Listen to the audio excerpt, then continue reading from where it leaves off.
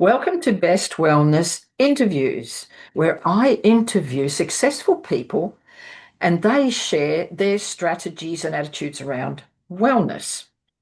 I'm Christine Best. I am your host today, and my guest is Nicole DeMartos, affectionately known as Nurse Nick. And you'll get to know why she's known as Nurse Nick. Because now, Nicole, I would love to hand it over to you to introduce yourself and tell us a little about who you are and what you do in life. Cool. Hi, Christine. Yeah, as Christine said, I am Nurse Nick or Nicole DeMartos. I normally reside in Melbourne, Australia, but I'm currently relocated to beautiful Gippsland, surrounded by water. I have been oncology nursing since 2000. I specialised in oncology and palliative care in 2002 by doing a postgrad. But I've actually been nursing since 1997. I did my graduate year and I absolutely love it. So yeah, let's see where this conversation unfolds. Okay. That's a pretty big chunk of your life that you spent nursing and you love it, you said. Don't you find it hard dealing with the palliative care side? No, the ability to make a difference in that space just before someone crosses over, to be able to hold space so they can have conversations that they need to have to create peace and space for both themselves and their loved ones is extraordinary. It's a privilege to actually be invited into their space to do that. I think that Western society has a problem with death because death is a part of life, right? And people aren't taught how to deal with it. Do you No. think what are your thoughts around that? So I think we can actually learn a lot from nationalities such as, I'm just going to say, Chinese background people, where they might have three generations of people living under the one roof, and the elderly are respected. And you find very few Chinese elderly people in nursing homes and stuff because the families choose to look after them in their last days. And the younger generation, the grandkids and the great grandkids, actually learn the lessons from um, Yeah. the older population. Like that is just beautiful and golden, and respect is of the utmost. Yeah. The Mm, other thing is South American countries actually mm, celebrate a person dying because they walk around with pictures, effigies of them, and they celebrate how they knew them, and that helps them to deal with their passing. mm. And then you've Mm, got some nationalities that believe the passing is just someone going on to their next chapter in their next life. It's not an end. It's not a blackness like mm. we can sometimes think in our culture and stuff. So it's just the platform to them, whether it be reincarnation, depending on what your thoughts are, but that's just the end of this life and then on to the next. Yeah, so you're in a position to be able to help the people that you're nursing, but also the families that come to visit them. Yeah, 100%. Yeah, that's a great thing. Mm, That would be rewarding, I think. absolutely. During COVID lockdown in Melbourne, it was very bent out of shape in the healthcare system. I Mm. chose to leave doing day chemotherapy work. Um, I had the privilege of working at the Liver Newton John Cancer Centre in Melbourne at the Oh, yes, Oxygen that'd be Hospital awesome. for Mm. 14 years. And then Wow. when I left there, December 20, anyway, 20, 2014, December 2014, I left there and I wanted to see how other day chemotherapy units worked around Melbourne. So I worked around all different ones, which was amazing. And then I went in to work at Epworth Richmond for a number of years. And when COVID lockdown happened in Melbourne, about 3 months into it, like your mask wearing, shield, you got your double thickness gloves for chemo, your gown, your goggles. And I chose to leave the hospital system because I wanted to make a difference in the community. A friend of mine had started up an amazing community nursing agency called Wattle Tree, born out of the fact that so many things were missing in the community, whether it be to do with dressings, but palliative care was a very big part of that. And I requested to do a lot of palliative care in that space. So if patients were actually dying in the palliative care units during lockdown, they were only allowed to have 2 people visit them at a time, Yeah. and it was limited, and it was really, really stuck and bent out of shape when people were already quite anxious Traumatized, around COVID well, and yeah, stuff as well, because yeah, the media was talking about how many people were diagnosed and dying yeah. each day, and people were in fixed point of view about that. Mm, So to be able to nurse someone in their own home and have loved ones come and go as they wanted and fly mm, under the radar, and um, it was a gift. That's what yeah, I was meant to do during COVID lockdown for a number of years. yeah. Awesome. That's a great contribution. So there's another aspect to what you do in terms of people suffering cancer. I'd like Mhm. you to elaborate on that extraordinary contribution and skill you have. So I think it was, I was looking after a patient at the Olivia John Cancer Centre. I want to say it was around 2010 or so. We have a lot of patients that, through the chemotherapy, especially to do with breast cancer, there's a certain type of chemotherapy that we give that there's a 23% chance that even if they do scalp cooling to try and freeze their hair and their hair follicles, that their hair will still fall out. Mm, Anyway, a lot of patients said to me, Nick, I've spent like 2.5 to 3.5 to $4,500 on a full head wig, and I mm, can't wear it because it's hot, it's itchy, it looks yeah. false. In winter in Melbourne, you've got your scarf and all that gear on, and you go in and hug someone, and then the wig moves. So you don't have that sort of security.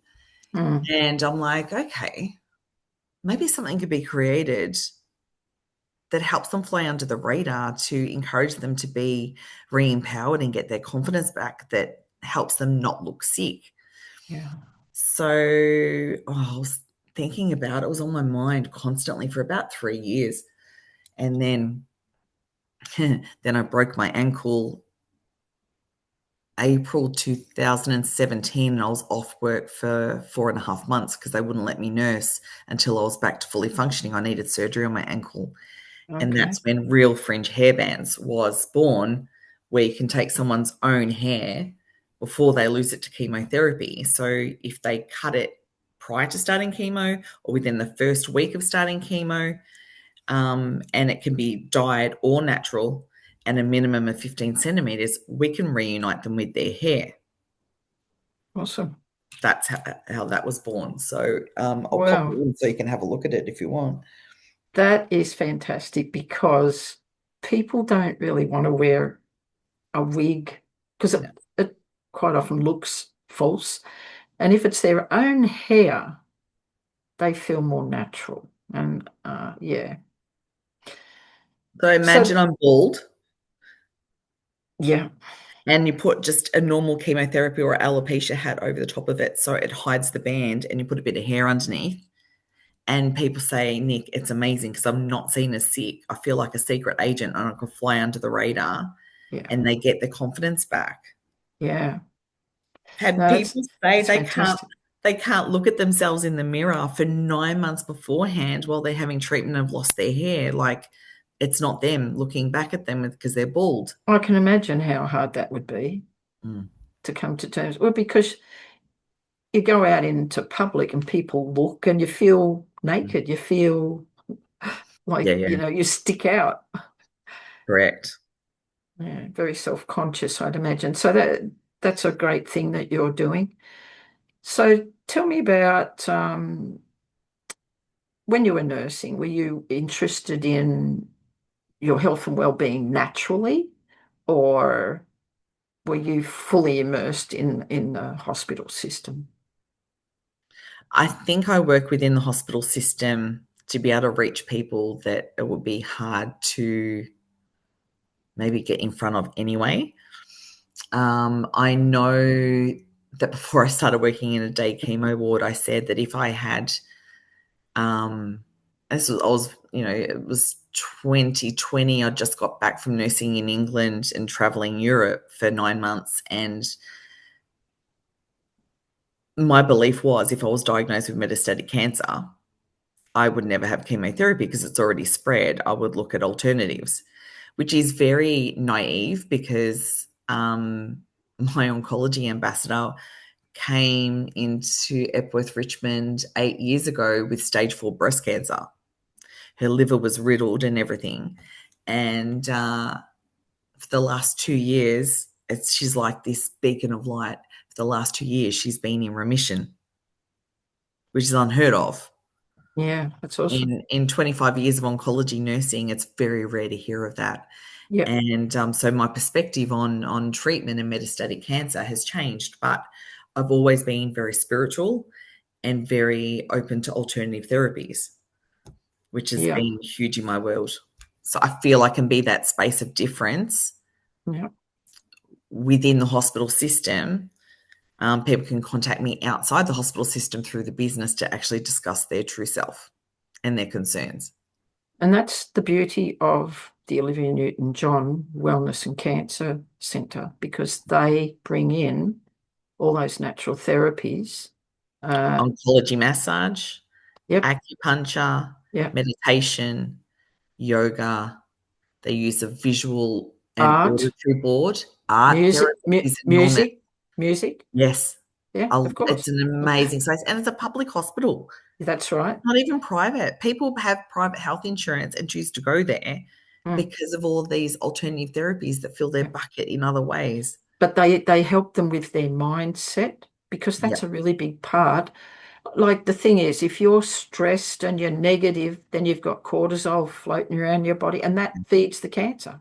So Mm. having these therapies and these mindset things and music and everything to help you is going to change the hormonal balance in your body and give you the best chance of beating Mm. it, right? So I think the hospital system generally should be listening to that, Yeah. and every hospital should have those options and not just traditional Western medicine. Olivia Olivia created a massive ripple effect. She Olivia did. Newton-John. I actually met her 3 times when I was working at Awesome. the centre, and I've got Mm, a photo of her, myself, and a ward clerk and stuff at the time when she came and wandered through the oncology ward, day oncology, and the wards, and right. she did not like the entourage. She Right. would prefer to spend 5 to 10 minutes and speak to someone at their chairside while they're Personally. having treatment and get in their world and ask a couple of leading questions. That's where she shone. Yeah. That's where she shone. Awesome. So I still remember when the first day they brought in oncology massage and the doctors didn't know how to integrate it. So the doctor had to write like a prescription for the oncology masseur Yeah. to go and approach the patient. Like, I had to give them permission to go and approach certain patients about oncology massage while they're having treatment. Yeah. Right. And guys would say, no, no, no, no, no, no, Nick, no, no, no, I'm not doing massage. I'm like, what's the worst that can happen? Either you don't like it and you don't have it again, they'll be with you maybe 15 minutes, or you love it and then you can book in for it each time they're here and they go, oh, yeah, yeah, okay. So they would do it, right? And then the next time they'd be looking around for the oncology masseurs in the Oh, bright green where is tops. it? Where is it? I Where want are it. they? I need to book in. I'm like, oh, really? Oh, so your attitude has changed in the last 2 to 3 Yeah. weeks. Awesome. I'm glad you were open to it. So they're actually able to give back to themselves. The same with the art therapy while they're having treatment, playing with clay or doing mindfulness coloring or doing drawing or journaling. It just opens people's mind to something outside Western medicine to be able to help them and get their head in the right headspace. It was such a privilege to work I love stories like that, there. because there's no reason why, or so-called alternative methods, and they're not really alternative. They've been around a lot longer than Western medicine, right?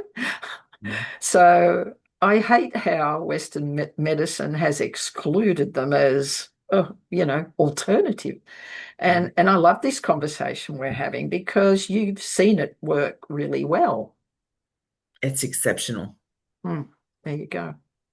Olivia is somebody who inspires me as well because I'm in the wellness space, and I Mm. respected her for what she did because the hospital wanted her to use her name for this unit, and she stood her ground and said it will be called the Olivia Newton-John. If I'm putting my name to it, it has to be this way: Olivia Mm. Newton-John Wellness and Cancer Centre, not cancer and wellness. It's wellness first.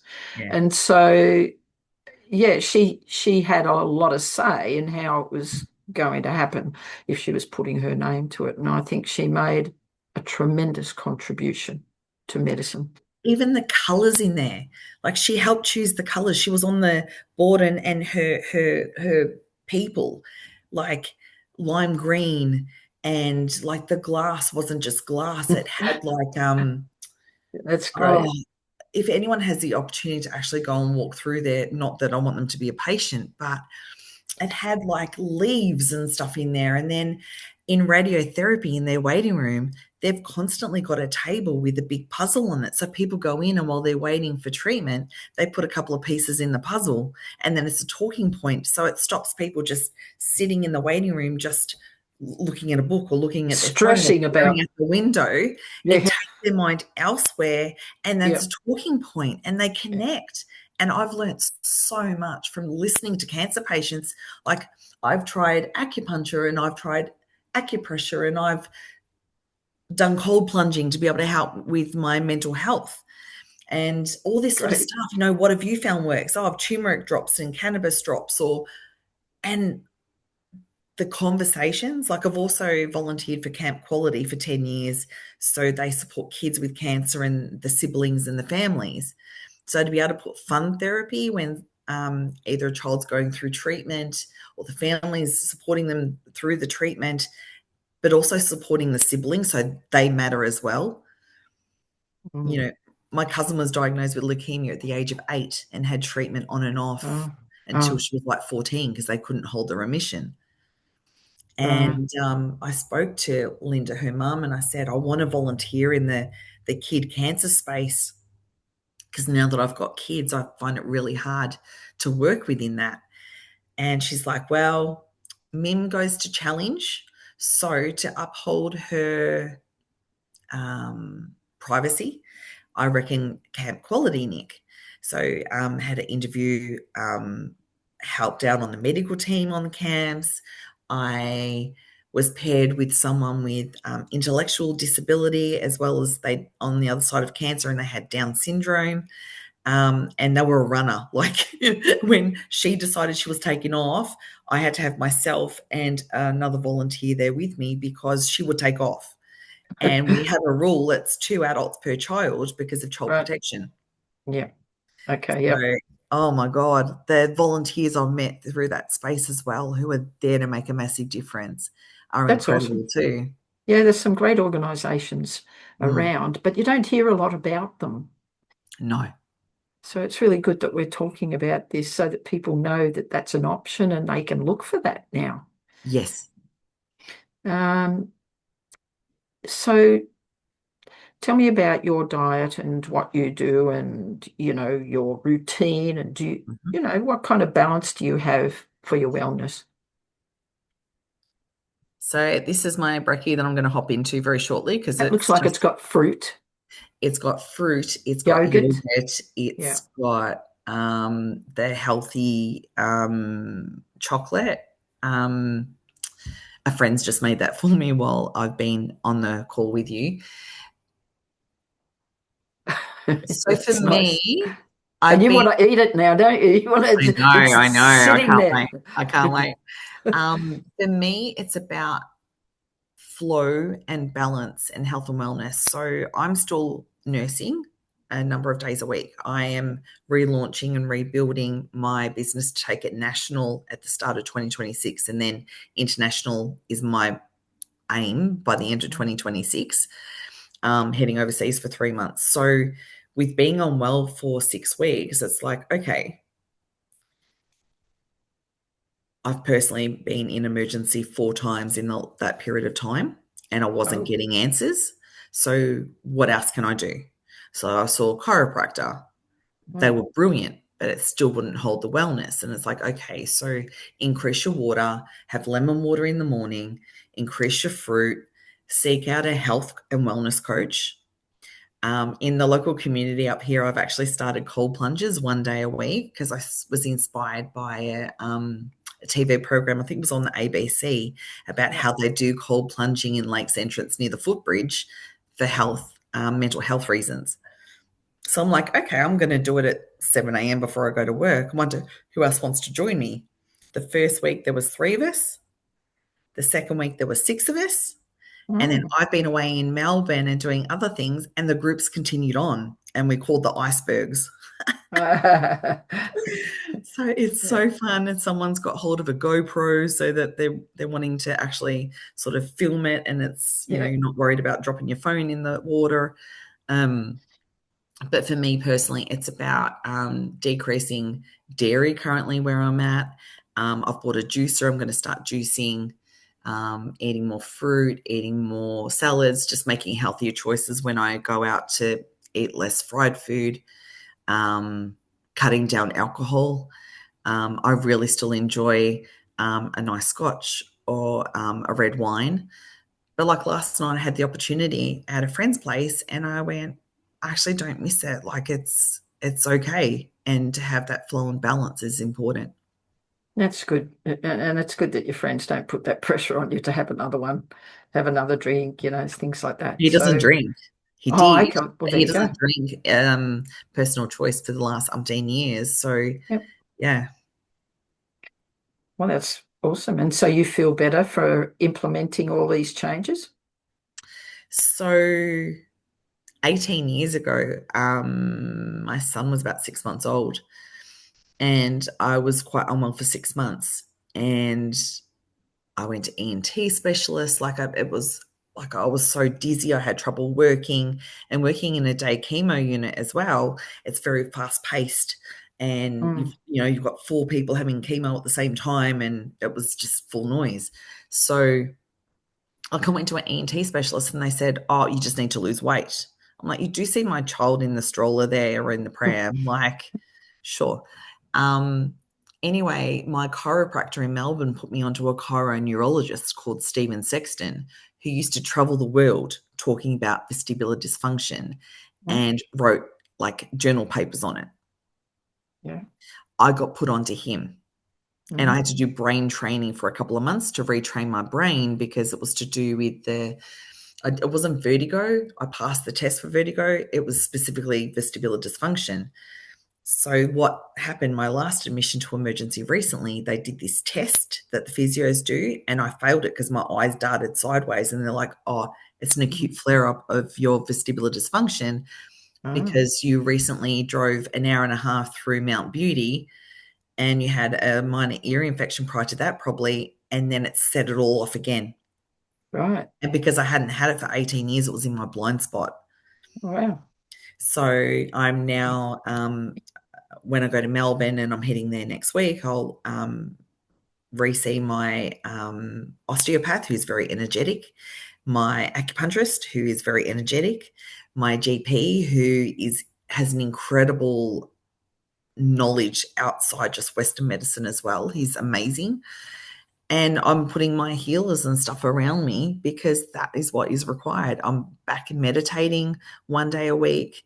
I'm slowing everything down because everything's really busy at the moment. But to be my best self, I've got to think of sloth, really specifically slow everything down because you can ping up here. And I think there's Yeah. a lot of people that ping up here and are so busy being busy, so they don't actually have to think. I've just written some posts about that exact thing. People are so tied up with a busy life, running Mm, around after either their workplace or their mm, family, everybody else but themselves. And mm. they haven't actually got time to get in touch with themselves, like, and so it's really good. You would have noticed now how busy you were and how that was affecting you and drawing you in. Because I'm here to create massive change, right? I'm the space of Mm, a different possibility, trying to create massive change in the oncology, palliative care space, and you're still trying to be mum and mm, friend and yep, have your own health and wellness and well-being. So by mm, me being unwell, I'm like, okay, what am I doing to contribute to this? yeah. So the oncology patients that seem to heal or cope better with treatment, I say all the time, you have 10 people that come in for the same treatment. 3 will really struggle with side effects, 3 will go okay, and the rest will soar.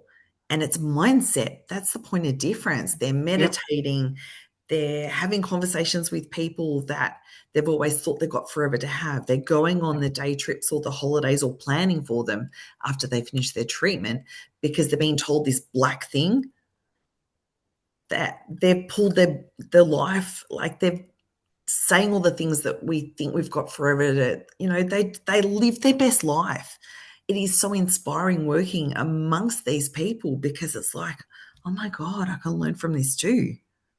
This is where a lot of things can go wrong because a doctor will give you a diagnosis Mm, and he'll say to you, you get your affairs in order. You've got 2 years to live. And quite often those people will die even sooner because they believe that and they don't mm, like it stresses them, but they basically kill themselves because they're not positive minded, they're negative minded. Whereas if they had done the things that you were just talking about, going on a holiday, going out and having a luncheon or a cup of coffee with a friend and walking along the beach and doing the things on their bucket list, mm, you know, they'd be more positive minded, the better hormones are circulating around their body. They're likely to live a better quality life and longer than the people that are thinking negatively. So you've surrounded yourself with a whole lot of positive thinking people. You've just mm, said that they've got energy and that sort of thing. And yet you have to have this balance, as you said earlier. mm, And doing all that's really helped you. And at the moment you look well and you look like you're mm, shining and you're very happy. And I can see that you're passionate when you talk about your what you're doing, and your contribution to helping people who are unwell. And I think mindset is a very, very big part of anything. People don't achieve things if they haven't got a positive growth mindset. mm, And that's also the other catch is that when you're a woman on a mission, you can get so caught up in that you mm. wear yourself out from Yeah, massively. doing too much. Yeah, massively. So it's easy to become so engrossed in your business and the mission that you lose yourself. So you Mhm. become Real Fringe Hairbands, or you become Nurse Nick, or you become the oncology nurse, right? But I'm Mm, not. I'm a person outside of that. that's And right. that's where the balance comes in. Like Yeah. when my kids were younger, so they're now 18 and 15, I would go, all right, and let them know my phone's going on silent now because I'd finished nursing. I'd be returning text messages, emails, phone calls on my 1 hour train trip home. I'd be doing it for maybe half an hour to an hour when I first walked in the door after spending time with them. And then I go, all right, my phone's going on silent. I'm tapping out. I'm mum now. I am wife. I was married at that point in time. Um, and on the weekend as well, I go, all right, I need to carve out 2 hours to get this stuff done. But that's the awareness and the balance because you're going to networking meetings. We now realize we can do that via Zoom. So you can do that from the comfort of your own home. Yep. And I'm part of a number of amazing networking groups, the same as you. Yeah, that's it. Yes. That's what COVID taught us. Yes. The Yeah. other thing COVID taught us was if you're sick, you stay home Well, that's right. and you listen to your body. Well, that's right. I mean, you don't do yourself any favors by going to work because you just run yourself down more and you have the condition longer because you're not Mm, giving your body the rest that it needs to heal mm, quickly. And then you're inflicting that on a whole bunch of other people, which is really dumb. Yeah. And If I'm sick, I really, can't work in oncology because people have got lowered immune systems. I can kill someone by mm, giving them an well, infection. well, yeah, yeah. And if you pass it on to children, they don't have the immunity to those No. diseases yet. They've got to build their system. The thing that I think about, you know, flus and colds and all of that kind of stuff, if they taught hygiene in school, Mhm. that would go a long, long way to helping keep those things at bay because they're passed on through unhygienic um, people. Well, through COVID and influenza A and B, even just recently this year, like there's Mm-mm. been major outbreaks in Gippsland, and I'm sure everywhere else. The massive thing that we teach is Yeah. hand washing, covering your mouth when you cough, Oh, I'm on staying the at train home and when you're people just, unwell. Yeah, sneeze and cough. So yeah. everybody gets whatever it is they've got. And I find that very selfish. People, they've just got no idea. The other thing as well is it's taking responsibility and control of your own health and wellness, drinking more Exactly. water, Yes. doing yoga, meditating, going for walks, connecting with people that family, friends, or family, the ones that you choose to be your family. So you have that balance and flow, and you've got that health and wellness as well. Like Yeah. people actually taking responsibility for their health and wellness rather than it's someone else's fault or it's someone else's problem. People Yeah. actually, quite often, if they're diagnosed with cancer, they'll say, Nick, there was something that happened a couple of weeks or a month before their diagnosis. Say there was a stressful incident within the family or in Mm. their work, and they'll say, like, I believe that was my trigger to have cancer, to get cancer. And it could very well be, especially if That's my it's awareness. poignant. Or however, the condition may have been lying there dormant or developing, and that did Thousands. trigger it because like chronic diseases normally take 10, 20, 30 years to manifest. Yeah. And so they sit there for a long time Mm. until something triggers it or it becomes bad enough for them to notice the That's symptoms. my understanding, but you might talk to a different nurse and they have a different perspective, but that's my understanding. Yeah. Yeah, right. Okay. Um, okay, so now I've got a question about what what kind of things are you into that might be bigger than you? Have you got any projects that are bigger than you projects, or have you got something in your mind you'd like to do? Well, it seems like it could seem like a pipe dream, but so specifically to the business, my mission is that no one going through chemotherapy in the world would ever know, would not know that they can create this product with their own hair. Mm. But my mission, so it's bigger than the product. It's actually about being able to oncology nurse within that space. So people can actually book in for consultation, to sit with an oncology nurse with 25 years experience one on one Right? to be able to ask a question. If I don't know the answer, I can, after all that period of time, I can either research it or refer them to somebody else. And when I was younger, it was actually, I'm like, what is a 20-year-old or a 30-year-old can I contribute to somebody who's, say, in their 60s, who's dying of cancer? It's actually not about me. It's about asking a leading question, shutting up, and just listening. Mm. Okay. So things that are big happening at the moment. I'm relocating the business from Melbourne to Gippsland, 3.5 hours, because there's no wig shops up here. Mm. There's not the resources that you have in Melbourne up in Gippsland.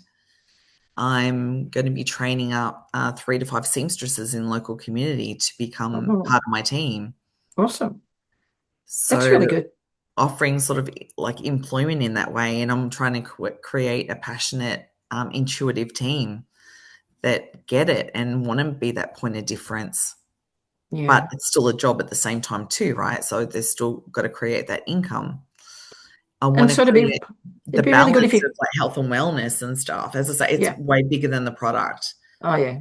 You've got to give yourself time to achieve it all. Hmm. Yeah. And as I say, I'm doing a 3-month trip overseas September. for starting September next year, I've locked in. There's a women's retreat on a Greek island from the 30th of October until the 6th of November. That's locked in. So all the traveling around the world, Fantastic. getting an around the world ticket, you Yep. either travel east around the globe or west around the globe. Yep. And Real Fringe will expand over there is the plan, Well, but we'll that's see what happens. fabulous. It'd be really good if it was part of every hospital and you could actually go train people how to do it, Correct. right? I can't And be everywhere, so I need nurses all around the world yes, to meet me in the mission, right? so you need to franchise or something like that. I don't know. We'll see what happens in that space. I'd love to create a charity arm of the business eventually. I've been thinking Yep. about it for a long time. So a lot of patients will say to me, Nick, it's 3, 4, 5 o'clock in the morning when the cancer helpline, my understanding is they close in the evening and then they reopen in the morning. So it's when people are in bed, there's less distractions, and their mind runs away from them. I want to create a team of oncology nurses and palliative care nurses that can support people in that space. That I don't know That'd be whether great. it's government funded or I don't know, it's like a pipe dream at the moment. I need to establish other things first, but Yeah. I want to create a charity arm for the business. That's the big pipe Yeah. dream. That would be, I'm sure, very welcomed in that There's a massive hole palliative care space. in that Yeah. support. Yeah. Yeah. Fantastic. Now, would you like to add anything else for our listeners, our viewers, uh, as a takeaway? Have you got something that you would like to share? Listen to your body. Before people are diagnosed with some sort of ill health, they'll generally, their bodies will try and tell them. So they might have high blood pressure, they might have a racing pulse, they might, I don't know, have symptoms of depression without having depression, whatever it is. Be still enough to listen to your body. Take control of your health and wellness, eat well, drink plenty of water, surround yourself with positive, uplifting people that will call you on your shit. That will Yes. point out your blind spot if you can't Yeah. see it there. Um, yeah, take responsibility for your own health and wellness in life. I love that message. I love that message. Thank you very much for being on my show, Nicole. It's been You're a very real welcome. pleasure having you here, and I love your passion. I love your vision, and I'm sure that our viewers have taken away some important strategies to implement in their life because of the things you shared today. Thank you very much. You're very welcome. Thank you for inviting me. You're very welcome. Have a great day, everyone.